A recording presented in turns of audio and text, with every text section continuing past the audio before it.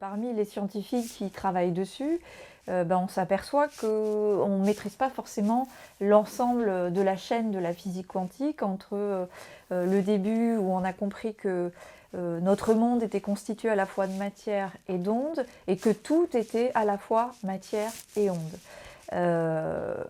Et qu'on a fait des expériences qui mettaient ça en évidence. Donc on part de cette hypothèse-là, enfin de cette réalité-là, et puis on essaye de comprendre comment ça se passe, et on ne comprend pas tout, parce que par définition, le système quantique, à partir du moment où on le regarde avec nos yeux, où on fait des photos, où on fait des images, eh bien on le modifie. Et donc si on modifie ce système, alors on ne sait plus ce qu'il était avant qu'on essaye de le regarder, mais ça n'empêche pas qu'on puisse trouver des applications à la physique quantique. Et entre autres, on va parler de cryptographie pour tout ce qui est sécurisation des informations à faire circuler. Du coup, on n'a plus besoin d'avoir des fibres sécurisées puisqu'en fait l'information est cryptée. On va avoir la téléportation. Alors c'est quelque chose qui est très à la mode, qu'on connaît à travers Star Trek, mais ce n'est pas les individus qu'on téléporte, c'est l'information que chaque individu a ou que chaque particule a. On sait le faire dans l'infiniment petit, on ne sait pas encore le faire dans l'infiniment grand, mais c'est le principe du transport de l'information qui va rendre des systèmes interdépendants, qu'on dit être intriqués en physique quantique. Et puis une autre application qui est celle que l'on attend, c'est celle de l'ordinateur quantique, qui va permettre de stocker beaucoup plus d'informations, de faire des calculs beaucoup plus conséquents et plus rapidement, sauf qu'à partir du moment où on voudra voir dans la boîte noire comment sont faits ces calculs, eh bien on détruira l'information puisqu'on interagira avec l'information, avec les fameux qubits qui sont stockés dans l'ordinateur quantique. Et quand on interagit avec tout ce qui est quantique, eh bien, on modifie l'information. Donc on fera comme tous ceux qui ne savent pas comment ça fonctionne dans un ordinateur. On se contentera des résultats et on vérifiera que les résultats sont cohérents avec les données qu'on a rentrées au départ.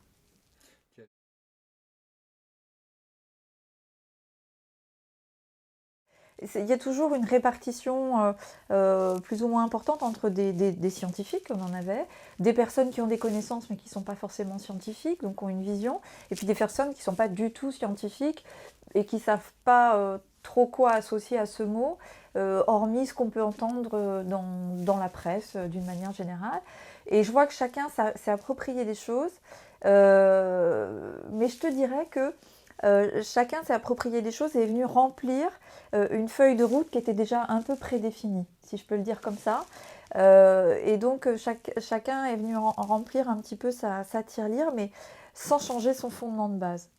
Mais c'est bien, c'est ni bien ni mal, c'est le point de départ de chacun. Et l'idée, c'était de s'approprier les codes de compréhension de cette science,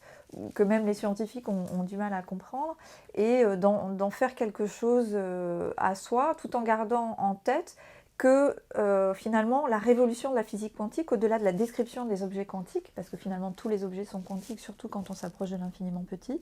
eh bien c'est la règle de composition de ces objets quantiques, ce qu'on appelle les états de superposition. Tous les états possibles d'un système, le comportement d'une particule, alors si on veut faire une analogie avec l'individu, tous les comportements possibles d'un individu se superposent pour donner un comportement qu'on n'avait pas forcément prévu. Et c'est là où c'est intéressant, et chacun a appris